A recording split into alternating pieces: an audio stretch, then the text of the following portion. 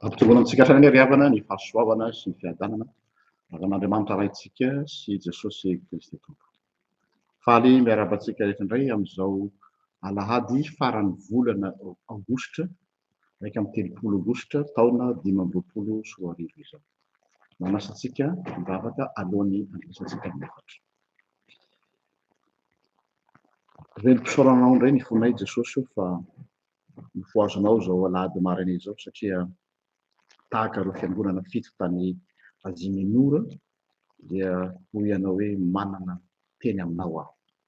Ary soa fa manana teny aminay ianao satria tsy tianao zaza sary izahay fa tena zaza manoa sy tianao dia nangataka anao ary hiteny ary indrindrandrindra ny hanokafanao sy kasihanao ny fonay mba handray izay manaka izay lazaina aminay. Misaotra Jesosy. Amen. Ny tenin'ny soratra masina izay voalahatra akatsika ny efatra n'ity alahady maraina ity dia arak'izay hitantsika ao amin'ny bokin'ny Salamo. Salamo faha 80 ny andininy faha 4 ka hatramin'ny andininy faha 1. Salamo faha 80 andininy faha 4 ka hatramin'ny andininy faha 1. Amin'ny anaran'i Jesosy. Mirao an'Andriamanitra, mankalaza ny anarany, manamboara lalana ho an'izay mitaingina mamaky ny hevitra Jehova no anarany ary mifalia eo anatrehany. Rainy kamboty sy mpanome rary ny mpitondranten'Andriamanitra ao amin'ny fonenany masina. Andriamanitra mampitoetra an-trano izay irery tena, mamoaka ny mpifatotra ho amin'ny fanambinana izy fa ny maditra hitoetra amin'ny tany karakany. Andriamanitro, raha nandeha teo alohan'ny olonao ianao ka namaky ny hevitra dia niororo ny tany ary nitaitaika ny lanitra tamin'ny fanatrehan'Andriamanitra na iry sy na iry aza tamin'ny fanatrehan'Andriamanitra, Andriamanitr'Israely. Ranonoram-pitahiana no nalatsakao tamin'ny lovanao Andriamanitro ary raha kotra izy dia novelombelonao. Ny olonao tamatoerana teo mamboatra ho an'ny ory tahaka ny fahasoavanao. Ianao Andriamanitro, ny Tompo nanome ny teny ary ny vehivavy mpilaza soa dia antokony lehibe. Amen. Tsy isan'andro isika no manana anjara toroteny miainga avy amin'ny bokin'ny Salamo. Matetika moa isika tsy zatra mandray toroteny avy amin'ny Salamo fa raisitsika hoe tononkira fotsiny zany, hirahira fotsiny zany ka dia tsy mendrika akana toroteny ny sasany. Fa androantsika zao dia mahita tsara zao fa Salamo no iangatsika. Ny Salamo ananatsika eto zao dia Salamo poezie na tononkalo na feo tononkira izay mihira sy manandratra an'Andriamanitra araka ny finoana jiosy fa io Andriamanitra io dia Andriamanitra mpiandany amin'ny ahoana lazatsika azy, mpiandany amin'ny mpitondratena sy ny kamboty. Fampiasantsika koa zany rehefa mangomanjo manoloana an'ireo olona manamanjo hoe ilaozy ny vadinao ho mpitondratena fa Jehova no iay azy ary ny zanakao kamboty. Zay ny finoany jiosy ary zay ihany koa no atao hoe finoany atao croyance universelle hoe Andriamanitra dia mitsinjo ireo kamboty sy mpitondra tena. Izay no lazainy salamo hoe. De rehefa maheno an'izany de mety ho lasa ny fanontaniana hoe tena zany tokoa ve ny réalité. Zay ny voiziny. Zay no lazainy mpahay salamo hoe Andriamanitra ny mpitondra tena sy ny kamboty izy. Fa tena marina ve zany? Tena miatra ara-baky-teny sy ara-potokevitra. Satria raha mijery ny faharatsiana sy ny tsy fahamarinana mitranga eo anivon'izao tontolo izao tsy ny elanelana misy ao amin'ny mpanan-karena sy ny mahantra. Ary ny mahantra eto dia indrindrandrindra ireo tsisy mpiafy voaloha larana amin'izany ny mpitondra tena sy ny kamboty dia ohatra no sarotra ihany ny hanaiky sy hino an'izany hoe Andriamanitra ny kamboty sy ny mpitondra tena satria be ny mitondra fahaizana. Za manokana dia anisan'ny zavatra narary ny saiko mihitsy ity zavatra ity, surtout any Madagasikara. Misy rahalahy maro mpiara-manompo pastora mpitandrina une fois nodimandry ilay pasteur dia tsy misy miraharaha ny vady aman-janaka ilay mpitandrina na ilay pastora mba mandeha mitaraina any amin'ireo rafitra misy isan-karazany dia tsisy tena nalala ola vadina mpitandrina lasa 4 minutes sanatria an'izany. Fa tsy izy ihany fa maro. Zany hoe toonjoonjony samy rery aiza ilay hoe Andriamanitra ny kamboty sy ny mpitondra tena. Noho izany dia rehefa mipetraka fisalasalana zay dia mety ilay mpanahy hiteny hoe angamba n'ity salamo ity amaha-tononkira azy satria tononkira zany moa fihetsem-po inspiration na artiste. Ary hainareo tsara fa ny artiste rehefa mamorona hira satria ny salamo dia tononkira dia arakaraky ny inspiration misy izy mandalo période sarosarotra amin'ny fiainany dia iny ny inspirationy ohatra ny hoe mandefa embonembona mandefa nofinofy mandrevindrevin-gadra. Petraka ny fanontaniana hoe revirevin-gadra ve nofinofy ny mpahay salamo ve ity salamo ity sa mani sa ve salamo natao ao na filazantsika azy hanatonena fotsiny karazana pansement na calmant zay ngamba calmant anti-inflammatoire manoloana n'ilay fanaintainana ny amin'izany atao hoe onjonjo samy rery zany ho an'ny mpitondra tena sy ny kamboty mba hampanginina ny fanaintainana. Zay ny fanontaniana mipetraka. Toa ohatra ny voamaika mantsy mandoka ny fery anaty zany ho an'ny indrindrandrindra ho an'izay mandalo an'izany toe-javatra zany ankehitriny. Dia eto ny tsara ametrahana ny fampianarana. Tsy hirahira fotsiny tia na tononkira fotsiny na revirevin-gadra tsy nofy tsy rêve dans le sens hoe raha mba misy ane zany tontolo zany fa fanaingana antsika mihitsy hoe tsy tokony hijanona amin'izao fotsiny tsika manoloana ireo olona izay tsy misy mpiahy, manoloana ireo olona izay tsy misy mitondra ny feoany. Move ireo olona ireo mikaonty eo amin'ny fiarahamonina. Eo amin'ny fiarahamonina tsika mantsy raha manana ny maizy azy anao dia tsy enohy teny. Kanefa n'Andriamanitsika dia Andriamanitry ny kamboty sy ny mpitondra tena zany hoe iza no mba hijoro hitondra ny feoan'ireo zay tsy sahy mampakapeo akory satria ozy izy hoe raha hiteny eo ara mba hisy ainy ve mba hisy anao combien ve. Ka raha n'Andriamanitsika Andriamanitry ny kamboty sy ny mpitondra tena maninona ny zanak'Andriamanitra izay milaza azy ho zanak' io Andriamanitra io mangina mitambava mitampom-bava manoloana ny tsirary ny mahazo ireo olona ireo. Tsy cohérent zany raha milaza tsika fa zanak'Andriamanitra nefa tsy miombo-kevitra sy miombo-po amin'ilay Andriamanitra raitsika mpiaro ny kamboty sy ny mpitondra tena. Anisany antony lehibe anankiray mahampino atsika koa. Eto dia mpanao salamo milaza hoe Andriamanitra ozy izy de mijoro ho rainy kamboty ary ahoana moa ny filazany azy ato hoe défenseur. Nao jerentsika kely ange le fomba filazany azy amin'ny teny malagasy.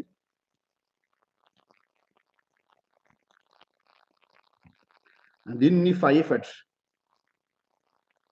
andiny fadimy, rainy kamboty sy mpanome rariny. Zay le terme amin'ny teny malagasy, mpanome rariny. Le mpanome rariny eto hoe défenseur des veuves et père des orphelins. Ina dikan'io fehezanteny io? Fehezanteny tsy resaka teny manidina fotsiny fa tena misy heviny lehibe tokoa, satria ilay teny hoe Andriamanitra mijoro rainy kamboty na père des orphelins dia mitovy dika amin'ny hoe parrain na tuteur. Hitanareo rehefa misy zaza anankiray maty ny ray aman-dreniny dia misy ny tuteur légal ozy izy ny teny frantsay. Zany no misolo toerana ny rainy sy ny reniny ka tsy vitany hoe miay azy fotsiny fa tuteur légal, misy resaka légalité, zany hoe izy mihitsy no misoratra amin'ny anarany eo anivon'ny atao hoe fitondram-panjakana hoe ity indray no responsable officialy mihay ity zaza ity. Zay ny atao hoe tuteur légal. Izay no heviny le hoe rainy kamboty eto. Zany hoe mba tsy ho very reo zo fototra maha-olombelona azy, Andriamanitra zany dia aseho hoe sarotiny amin'ny atao hoe zo fototra, ny droit. Important be ty zavatra lazaiko ty. Ny fivavahana tompoko dia tsy resaka spiritualité mitsingevangevana eny ambony abakabaka, fa spiritualité mipetany ka anisan'ny sarotiny amin'ny atao hoe droit, légalité, légitimité, satria miatoka amin'izay ny fahamarinana ka tsy isian'ny olona ankilabao, indrindrandrindra ireo marefo sy osa.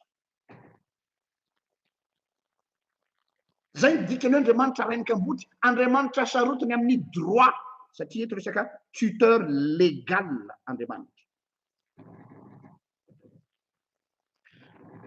Tsika malala tsara amin'ny fiaina fiarahamonina hoe ireny zanak'ranona, amin'ny teny frantsay izy hoe fils de. Rehefa tonoina hoe fils de dia manambara ny poids na ny vesatry ny voninahitry ray taritiny. Ohatra zao rehefa maniraka olona tsika mandeha misy arana hatrany amin'ny hoe birao-panjakana, hatrany amin'ny andro fanjakana ambony any, hoe rehefa miditra birao ao ianao ka misy miantso anao ny olona manta, izy ianao za hoe zanak'ranony. Rehefa mipetraka zay za zanak'ranona zay dia miankina amin'izay ny ataotsika hoe hena mason'le olona mihaino anao hoe ay ianao zanak'ranona, ay mandrosoa ary. Fa raha hoe ianao zanak'ranona dia le ranona zay tononona tsy dia manahoana dia vao maiky midy anao ny varavarana. Zany hoe misy influence ihany koa le hoe fils de manokatra varavarana, satria zanaka mpandova ianao. Dia noho zany le titre zay nomenanao zany le hoe zanak'Andriamanitra, satria anao natsangana dia iny no anananao autorité sy fahefana, ka ny zanaka natsangana tompoko dia mitovy droit amin'ny zanaka nateraka. Mety eo mason'ny olona dia hoe iny anie zanaka natsangana fotsiny ihany, fa eo anatrehan'ny lalàna sy ny droit dia mitovy ny droit nateraka sy ny natsangana. Ny tiana ho tenenina zany dia zao, isika le zaza-kamboty tsy aninona very teny hoe no natsangan'Andriamanitra ho zanany tamin'ny alalan'i Jesosy Kristy, ary dia ny droit rehetrarehetra ananan'i Jesosy dia ananantsika feno mihitsy. Ny privilège rehetrarehetra zay ananan'i Jesosy dia ananantsika feno mihitsy any amin'izay itoerako no itoeranareo koa Jesosy. Rehefa nampianatra hivavaka Jesosy, tsy mba niteny izy hoe ry Andriamanitra ry Jakobo, ry Andriamanitra Abrahamo, fa ozy hoe rainay izy any an-danitra. Izany hoe mitovy isika eo anatrehan'ny ray. nefa raha-pitahana atsika sy Jesosy tena tsy misy ifandraisany mihitsy. Izy zanaka manoa, tsika zanaka maditra. Izy zanaka nateraka, isika zanaka natsangana. Kanefa ny privilège, ny droit rehetrarehetra dia omeny atsika ihany koa. Zareo tsara am'izany nge ny fijery ny fomba considération an'Andriamanitra ny olona. Eto izy atsika de hoe faharoa de hoe piahy zafady défenseur des veuves na mpanome rariny ny mpitondratena. Eto koa dia lay teny hoe défenseur na mpanome rariny dia manana hevitra ara-pitsarana na sens juridique mitovy am'lay atao hoe tuteur légal, satria les défenseurs des veuves na mpanome rariny ny mpitondratena ty dia mitovitovy titre amin'ny atao hoe avocat, mpisolo vava, na koa mitovitovy titre amin'ny notaire. Hitanareo tsara fa rehefa misy fahafatesana ka misy testament mipetraka na lova mipetraka ho an'ny taranaka dia tsy manana fahefana eo amin'ny fizaram-pananana na ny praita-po na ny ray na ny fianakaviana fa ny notaire no manana fahefana legal tondrony lalàna manondro hoe iranona ny tany ry ananina dia ny zanaka faharoa, ny tôbila sy ananina dia ny zanaka voalohany, ny tanimbary ry ananina dia ny zanaka fahatelo. Zany hoe izy no manana fahefana mitsinjara ireo fananan'ilay olona mody mandry amin'ny ankizy, zay le défenseur de la veuve. Miandraikitra ny protection juridique sociale zany. Izy no ho mpitondra-ten'io vehivavy io amin'ny sy ny zanany manoloana ny fitondram-panjakana izay maefa mikarakara momba an'izany rehetrarehetra zany. Azadino fa tamin'ny ny vehivavy moa dia tsy manana droit de parole en public, ary tsy afaka miteny fa tsy maintsy ny vadiny no mitondra teny. Malheureusement zay ny zava-misy en monde sémitique tamin'ny fotoan'andro. De eto zany important be toeran'ity avocat ty satria sao tsy misy olona afaka mba hiady ho azy eo anatrehan'ireo fahefam-panjakana dia ity avocat ty no misolo vava azy am'izay fotoana ka tsy very koa ny zoany rehetra. Zareo tsara zany mpisolo vava ho an'ireo izay everina ho tsy manana feo le sans voix VOIX.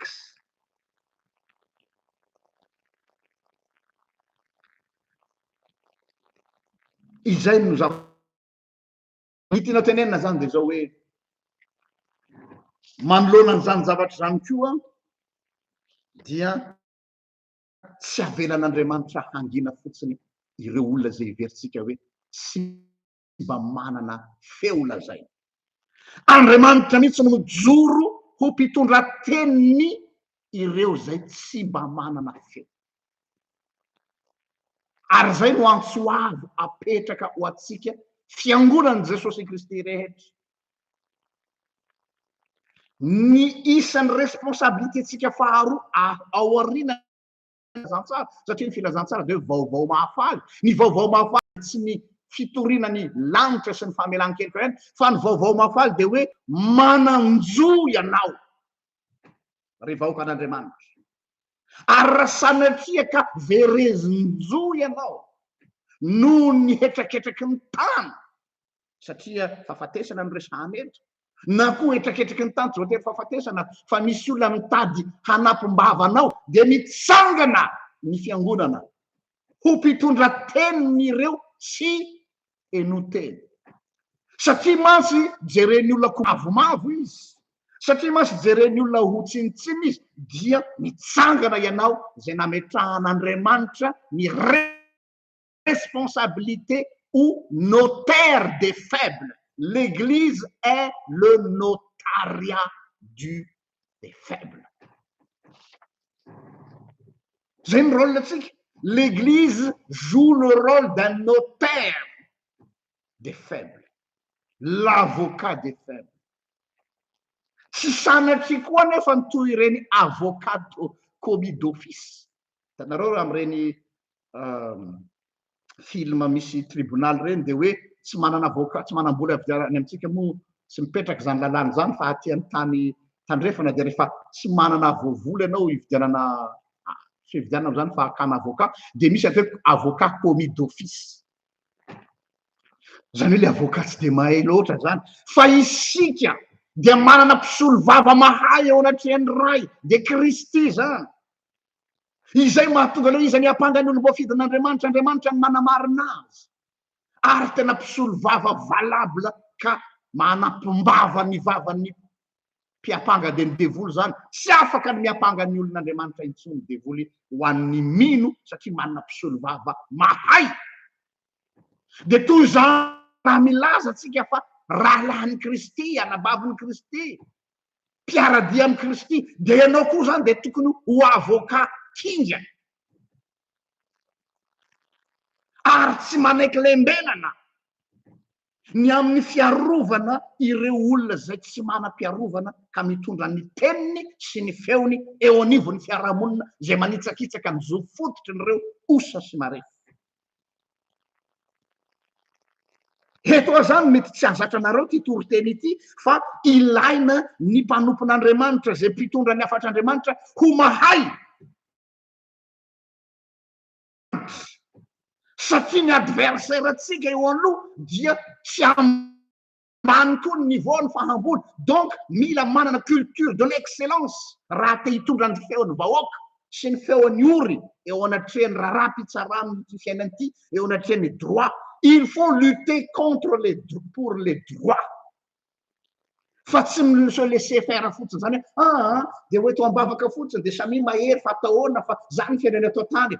Tsia tsy manao an'izany karazana résignation zany ny zanak'Andriamanitra fa mitsangana ireo zay natao hisolo vava. Tsy voatery hoe avocat ny tiany zany fa ny mpanompon'Andriamanitra.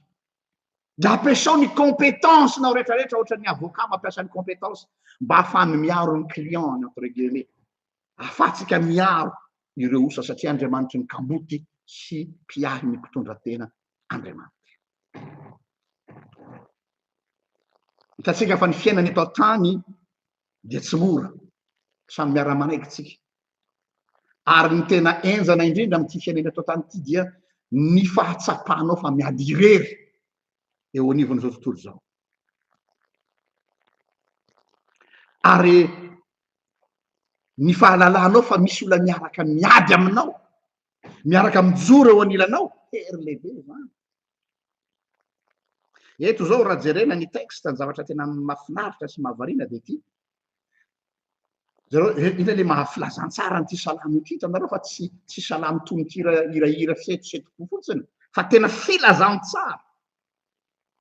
Zareo tsara tsy mifandanja ny voninahitra sy ny hajan'ilay olona toanana zany hoe mpitondra tena sy kamboty niza nefa ny miaro azy ireo de lazay ny eto hoe Andriamanitra izay mandeha eny amin'ny habakabaka amin'ny teny malagasy izy mialatsiny tsy hoe sanatria maivana teny malagasy fa tsy mazava tsara ny fomba nilazany azy eto fa vakiko ange lay amin'ny andiny fafito hoe Andriamanitra o raha nandeha teo anoloanao non safady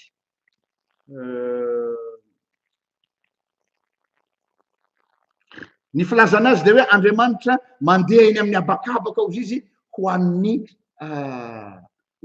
reo olona ireo fa amin'ny teny frantsay izy de hoe c'est un guerrier qui chevauche les nuées.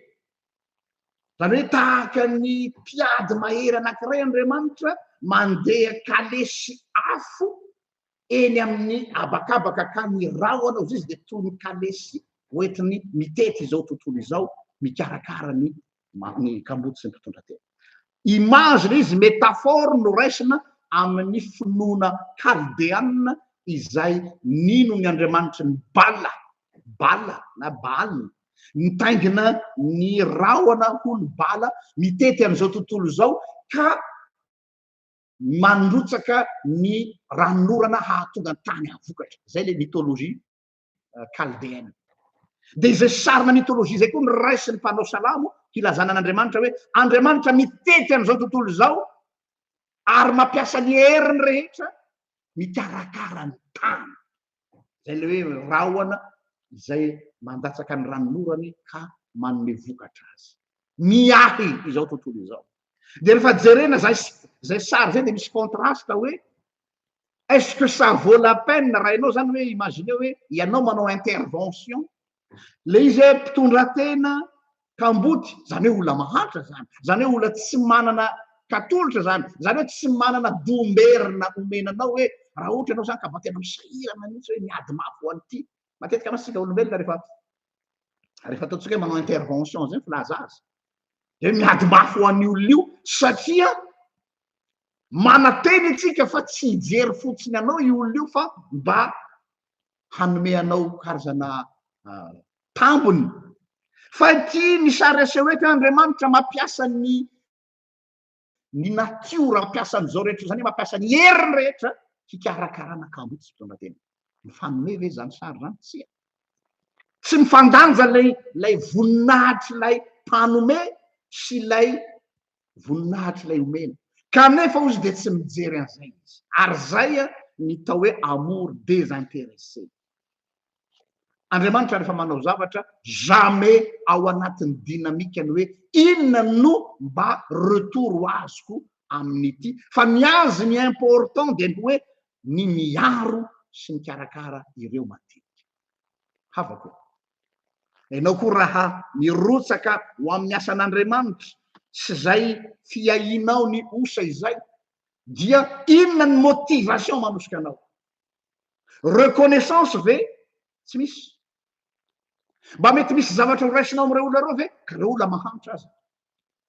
Fa ny zavatra mavesatra ao anatinao de ny hoe tiadiny kamboty sy mpitondra-ten'Andriamanitra. Izay no force hoentsika mandeha. Fa raha vao tsy zay ny motivation tsika manao ny asan'Andriamanitra de mbola averiko foana ninona ny hadiriny sy ny angeza ny asan'Andriamanitra ataonao. Asan'Andriamanitra resaka eto tsy voatery fitoriana ohatry zao ihany fa misehetry ny fanompona na ny fikarakarana ny olona. Fanompona an'Andriamanitra zany.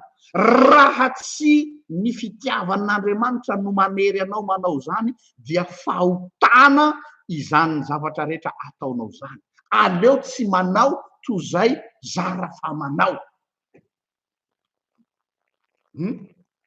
Le zara fa manao tsy le fatra, tsy le abetsana, tsy le régularitéany fa hoe vokatry ny inona no anaovanao an'io. Deus Paul fa ny fitiavan'ny Kristy no manery anay. Raha tsy fitiavan'ny Kristy, ino moa le fitiavan'ny Kristy?